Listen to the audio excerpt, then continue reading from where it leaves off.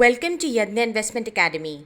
In our earlier video on asset allocation, we had seen that putting your money to work in the best possible way is called asset allocation.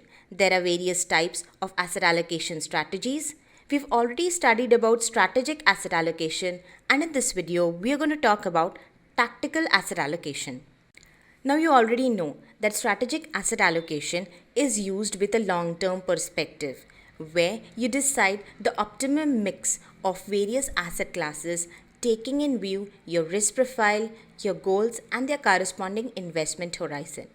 It is a buy and hold kind of strategy. But in this long term, there might be certain short term situations where you could take advantage of the market, like a certain sector doing well for a while, or you could profit from the market inefficiencies, or there is general change in the trend of the market, or there might be some more situations like these. This is where tactical asset allocation can be useful. In tactical asset allocation, first you decide on a base asset allocation, that is nothing but your strategic asset allocation.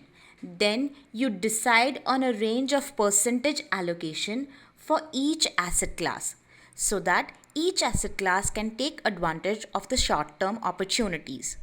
For example, let us say this is your base asset allocation.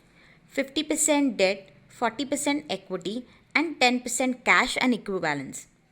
After deciding the range, this is how your tactical asset allocation would look.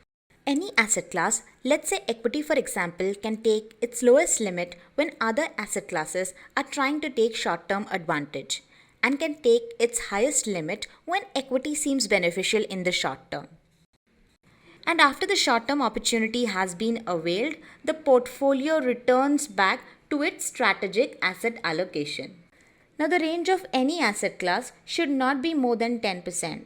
And in case you had to shift an asset for more than 10% while taking some short-term advantage, this indicates that there is problem with your original asset allocation itself. Your strategic asset allocation would decide the overall return of your portfolio in the long term, but your tactical asset allocation can help enhance these returns.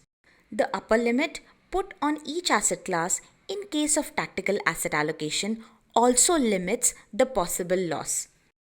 Tactical asset allocation can also happen within an asset class. For example, let us say your portfolio holds 50% equity, and within equity you hold diversified, big, mid and small cap funds in a certain proportion. And let us say some sector, let's say infrastructure, has suddenly gained due to some government announcement. You might want to jump in, invest into infrastructure funds, stocks, book your profits and return back to your original asset allocation.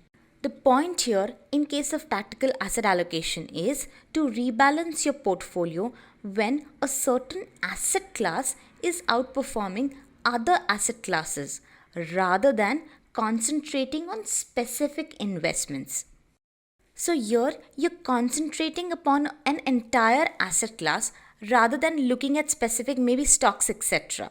And this is how you also mitigating your risk. A strategic asset allocation is aimed for the long term. Over this long term, there might be a major shift in the market condition itself, with no sign of the market going back to the point where you had started. Maybe you'd started investing when the market was bullish and it stayed that way for a long time, and now the market had started turning bearish. And in this condition, there would be a need to change a strategic asset allocation itself.